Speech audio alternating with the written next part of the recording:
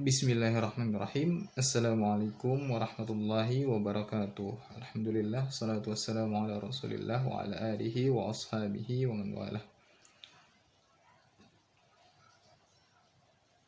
Alhamdulillah, hari ini dengan izin Allah kita melanjutkan kembali pembelajaran kita pada materi tahsin. Dan untuk materi tahsin hari ini kita melanjutkan materi mat, dan ini adalah materi penutup untuk mat ya.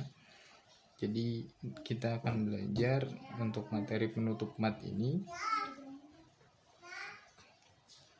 sebagai akhir di tengah semester pertama. Kita akan mempelajari 3 mat untuk hari ini. Yang pertama itu adalah mat arid lis sukun. Mat arid lis sukun ini adalah bacaan pada mat tabi'i. Ya, pada bacaan mat tabi'i hanya letaknya dia ada di akhir ayat atau diwakafkan, yang berhenti. Ya. Jadi dia bacaan mat tabi'i, lalu kemudian setelahnya itu ada huruf hidup. Dan dia letaknya ada pada akhir ayat atau wakaf, sehingga huruf hidup yang letaknya setelah mat asli atau mat tabi'i, huruf hidupnya itu menjadi mati, menjadi sukun. Ini biasanya letaknya ada di akhir atau di wakaf, atau jika memang kita sudah kehabisan nafas itu kita matikan ya. Nah, itu namanya mat arid lis sukun. Cara membacanya, panjangnya itu bisa 1 alif 2 harakat, bisa 2 alif atau 4 harakat, bisa yang paling panjang itu 3 alif 6 harakat. Semuanya pilihan. Jika sudah terbiasa dengan salah satunya, maka distabilkan dengan cara itu. Jangan diubah-ubah, jangan dipilih seenaknya. Saya sediakan di sini ada 3 contoh. Itu yang pertama ada kata khaliduna. Awalnya itu khaliduna karena akhirnya itu awalnya ada harakat, namun karena ini ada di akhir, diwakafkan, diberhentikan akhir ayat, atau dia diwakafkan, ada tanda wakaf, atau nafas kita sudah habis dan kita mau mewakafkan ini bacaannya, maka bacanya khalidun. Jika sudah stabil dengan 4 harakat, 4 harakat. Jika stabil dengan 6 harakat, 6 harakat. Itu contoh yang pertama. Contoh yang kedua adalah hadzal kitab. Hadzal kitab. Jika sudah terbiasa dengan harakat 4 terus. Terakhir, contoh yang ketiga adalah yaumiddin. Oke. Itu dia. Itu tanda mat tabi'inya ada pada kata pertama khalidun, itu di dal dan waw. Dalnya harakatnya dhammah, wawnya sukun, itu mat tabi'i. Lalu kemudian bertemu dengan huruf nun yang tadinya harakatnya fathah.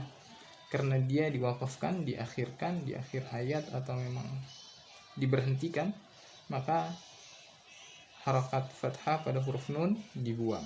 Khalidun. Begitu juga dengan contoh kedua, kata alkitab. Awalnya alkitab, kitab itu bacanya hadzal kitabu, mungkin bisa hadzal kitaba, tapi karena itu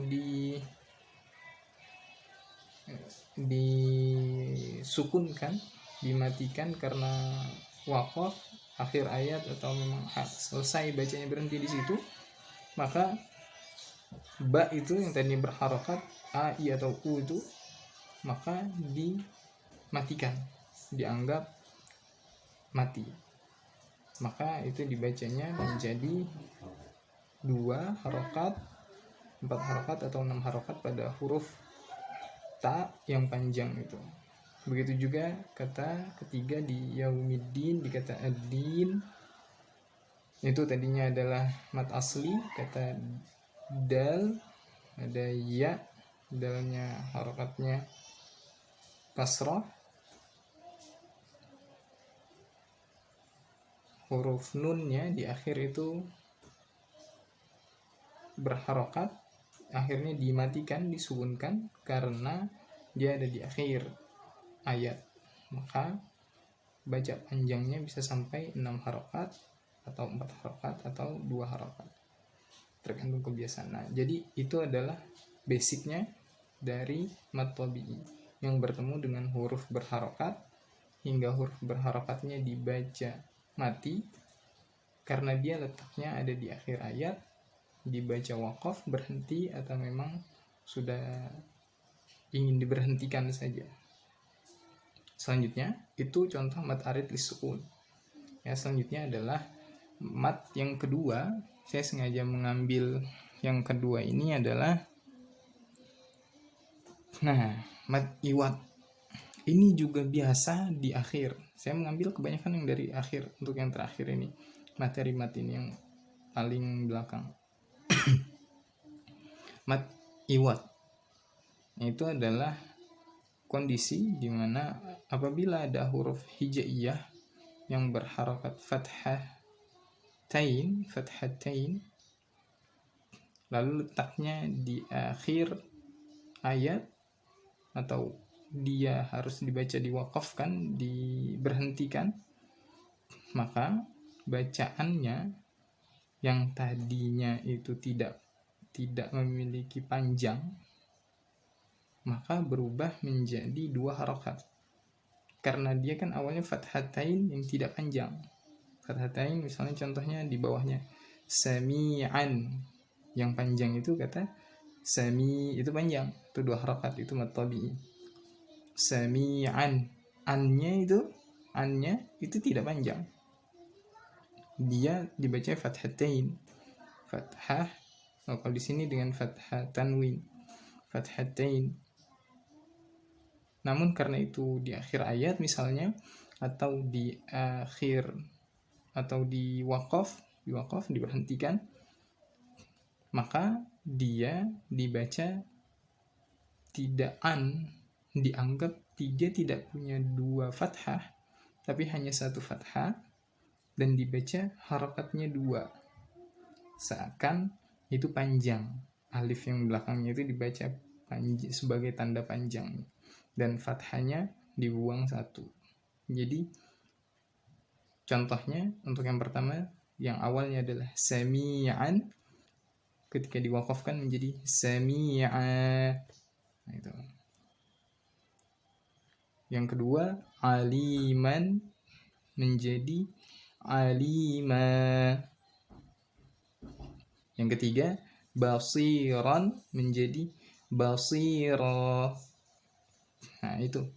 Dan saya mau mengingatkan ketika di beberapa ayat pada surat-surat di juz 29 itu banyak yang seperti ini.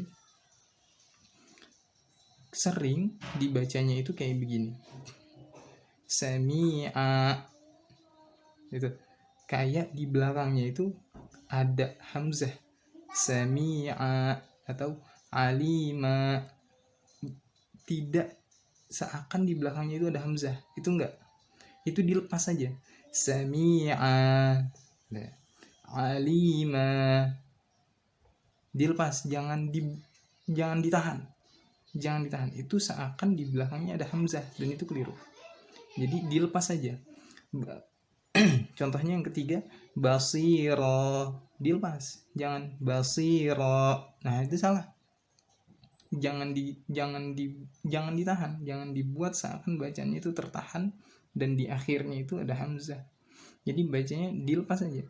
Basira, alima, sami'a. Jangan ditahan kayak ada hamzah di belakangnya. Ya. Sehingga itu tidak jadi keliru membacanya ya. Ini untuk mad iwad. Mad iwad itu letaknya ada di akhir ayat atau diwakafkan, dan dia bentuknya seperti baca mad tabi'i yang awalnya dia adalah fathatain. Karena dia ada di akhir ayat atau di akhir kalimat, dibaca wakaf, berhenti, dia dibacanya 2 harakat seperti mad tabi'i, tapi fathatain, tapi fathatainnya dibuang 1. Yang awalnya itu fathatain jadi cuma 1 aja fathah. Baik. Itu mat yang kedua itu mat iwad. Yang terakhir adalah mat lin atau mat layin. Layin ini agak maknanya itu agak dihalusin atau dilembutin. Mat layin kondisi di mana salah satu huruf itu berharakat fathah sebelum waw sukun atau ya sukun. Ini lagi-lagi sering banget adanya di akhir ayat atau diwakafkan, kondisi di akhir ayat atau wakaf. Yang pertama itu kata, ini salah harokat ya, min khaufin, awalnya gitu. Karena dia ada di akhir ayat, bacanya min khauf. Jadi dibuat dia lebih lembut cara bacanya. Lalu contoh yang kedua, hadzal bait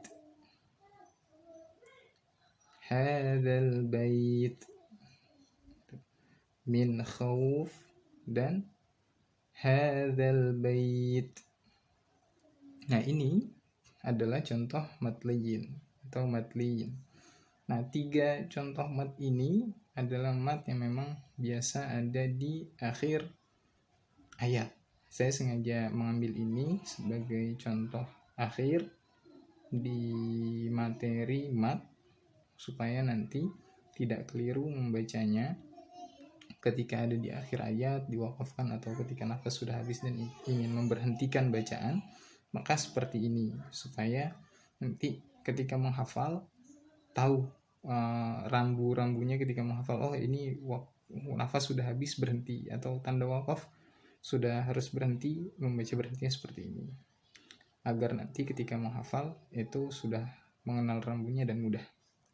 Baik, ini adalah materi terakhir. Semoga Allah mudahkan dalam memahami, dan tugasnya saya minta seperti biasa nanti dikumpulkan lewat Google Classroom. Tolong cari ya, silahkan nanti dicari di juz 30 saja, di juz 30 contoh mat layin itu 3, contoh mat iwad yaitu 3, contoh mat arid lis sukun itu 3 semua aja. Kalau mau digenapkan gitu supaya jadi 10 boleh, supaya jadi 10 jadi 3, 3, 4 gitu, tapi minimal 3 saya minta ya, minimal 3, dicari di juz 30 saja.